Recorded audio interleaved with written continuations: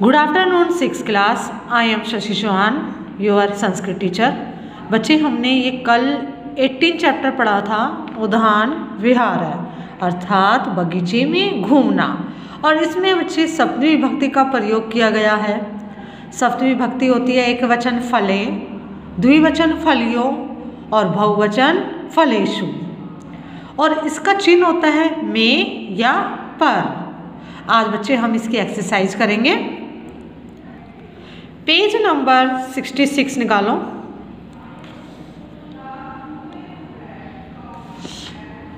उचित है विकल्पे टिक चिन्ह प्रदर्शित है, अर्थात सही विकल्प पर सही का निशान लगाइए। बालका यानी कि अनेक सारे बालक, वृद्धा अनेक सारे बूढ़े, डैश चा और भरमंती घूमते हैं।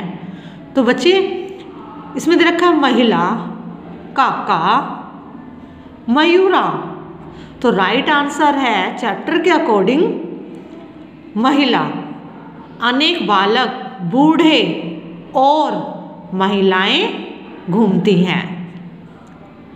एक डैश जलाशय अपि अस्ति, एक तालाब भी है, अतीव जलपूर्ण या मलिन यानी गंदा, जलपूर्ण जल से भरा हुआ।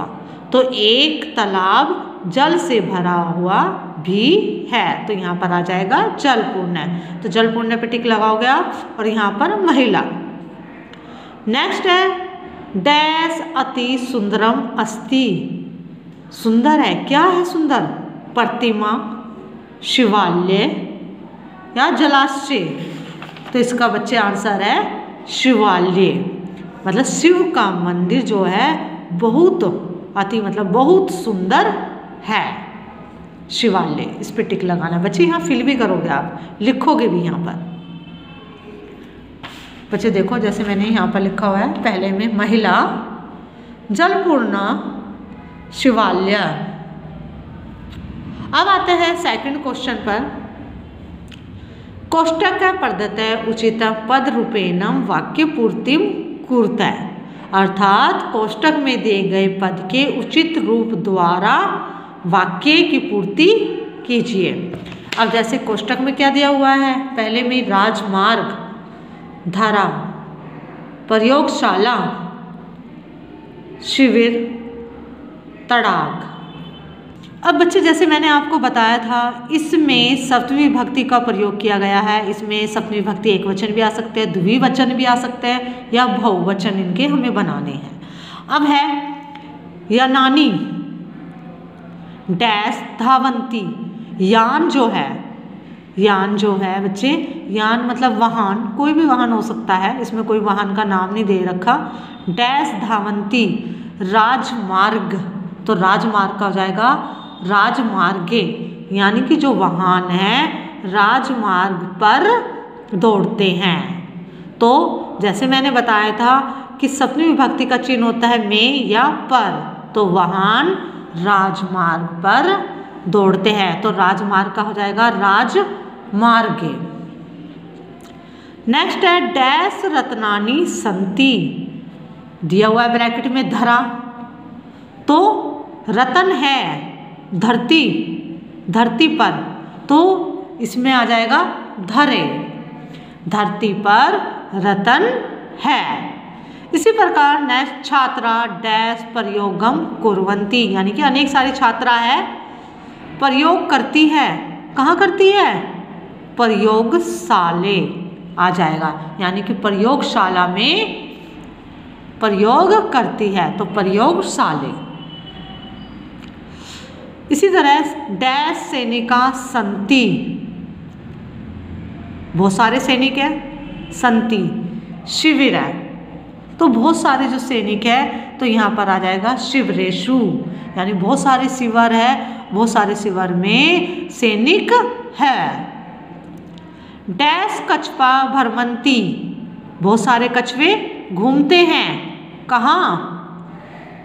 तड़ाग, तड़ाग का हो जाएगा तड़ागे, यानी कि तालाब में कछुए घूमते हैं। ध्यान रखना बच्चे, इसमें इस चैप्टर में सप्तमी विभक्ति का ही प्रयोग करना है आपको। सप्तमी विभक्ति एक वचन भी हो सकती है, द्विवचन भी और बहुवचन भी। चिन्ह मैंने जैसे आपको बताया है में या पर। मैं फिर दोबारा बता देती हूँ। फर्स्ट में आएगा राजमार्गे, धरे, प्रयोगशाले, शिवरेशु, तड़ागे। इसके बाद आता है थर्ड क्वेश्चन, वर्णम विभाजनम कुर्तय, यानी कि वर्ण विच्छेद करने हैं इनके, इस वर्ण के, इस शब्द के। जैसे मैंने आपको बताया था कि स्वर और व्यंजन, स्वर में छोटा आ, बड़ा आ, बड़ी ई आता है। स्वर में हलंत नहीं लगता और जो व्यंजन होते हैं उनमें हलंत लगता है। का, खा, गा, घा, इनमें हलंत लगता है। अब जैसे चतवारी दिया हुआ है तो हमने चा पूरा लिया, चा के बाद आ जरूरी आता है तो इस पर हलंत नहीं आएगा, स्वर जो है उन पर हलंत नहीं आता। इसमें ता, आधा ता आया हुआ है पर हम पूरा ता लेंगे। क्यों? क्योंकि जब हम व्यंजन, जब हम वर्ण लिख रहे हैं तो जो वर्ण होते हैं बच्चे, वर्णमाला जो होती है वो पूरी होती है, पूरे लिखे होते हैं। ता, का, खा, वो आधे में नहीं लिखे होते, तो इसको हम पूरा लिखेंगे। इसके बाद आता है वा।